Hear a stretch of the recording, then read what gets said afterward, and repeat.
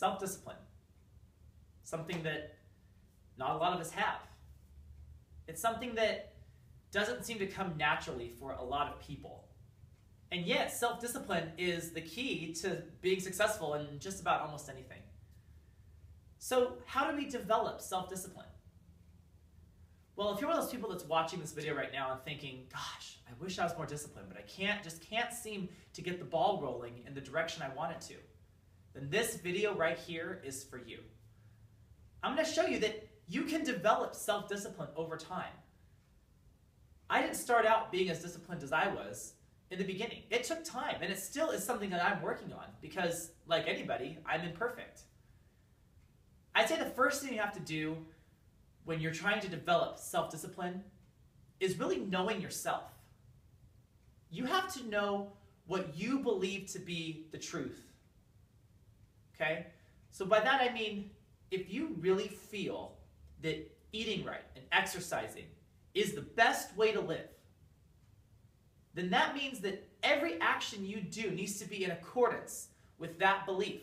Otherwise, you're not acting true to yourself because you're not acting true to your own feelings. Sure, you're going to be tempted to eat bad. Sure, you're going to be tempted not to go to the gym. Sure, you're going to be tempted to, push everything off onto the back burner. But the difference is those who are aware of their own truth and know that the truth that's in their head is really what they believe to be the best way of life, those people make better decisions and make decisions that will keep them on track to reach their goals. So daily, you want to really remember those goals and bring them into your mind. Keep them fresh in your head so that you're constantly reminded of why you're doing this. Take 5 minutes and write down basically your dreams, your goals, your dreams, and what you wish to accomplish either in life, with fitness, with your goals, or just essentially in general. Because most likely that your dream for your life is going to incorporate some of your fitness goals within it. Take 5 minutes and write it down. Once you've got that on paper, realize that a lot of that is still very, very achievable. It just requires a little bit of self-discipline. And every time that you feel undisciplined, bring those things back into your mind. It'll help you to stay on track. The second thing is being accountable to yourself. I want you to really recognize the times in your life when you are being undisciplined. Okay? So the next time that you are supposed to go to the gym and you decide you're not going to go, I want you to stop for a second and I want you to analyze the situation. I want you to analyze how you feel. I want you to analyze what went on in your head and in your life, in the surroundings, in your environment that caused you to allow yourself to be undisciplined. Okay? If you can't identify that, then you're going to have a really hard time ever developing self-discipline. You also need to realize what you're choosing to do instead of being disciplined. Over time, if you do this, every time you find yourself being undisciplined, what's going to end up happening is you're going to start to foresee moments in your life where you're going to be undisciplined, which is great because if you know in advance when you're not going to be disciplined, you're going to make better choices to hold yourself accountable. It's as simple as that.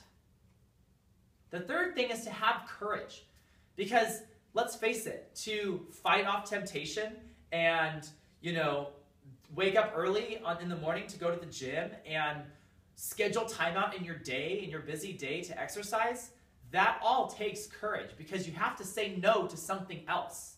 Or you have to at least put something else aside. Okay? But if you're reaching your goal by being disciplined, then at the end of the day, it's going to be worth it. And also, it means that you're living in accordance with your own truth. An important thing you have to realize, too, is that you need to allow the self-talk within your head to fuel your own discipline. Oftentimes, people use self-talk to be very negative. And it doesn't have to be negative. You can talk very positively to yourself. Give yourself reassurance. Give yourself reaffirmation, especially in the midst of temptation. That's when you have to reaffirm in your mind why you're doing this.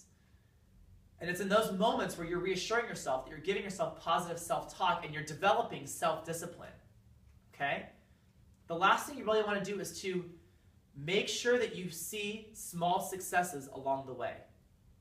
You need to be getting yourself small successes along the way that will ultimately lead to the greatest success, which is reaching your goal. Those small private victories, those give you self-confidence, and the more self-confidence you have, the more self-disciplined you are. If you look at people that aren't very disciplined, they generally have very low self-confidence. They may not put that out to the world, they might hide it with a facade, but the reality is they lack self-confidence. But the more self-confidence you develop in yourself through small private victories, the more self-disciplined you'll be. I hope this video was helpful. I really want all you guys to be self-disciplined. Even if you aren't my client, you're just following my videos and my Facebook page, I really, really, really want you to be self-disciplined.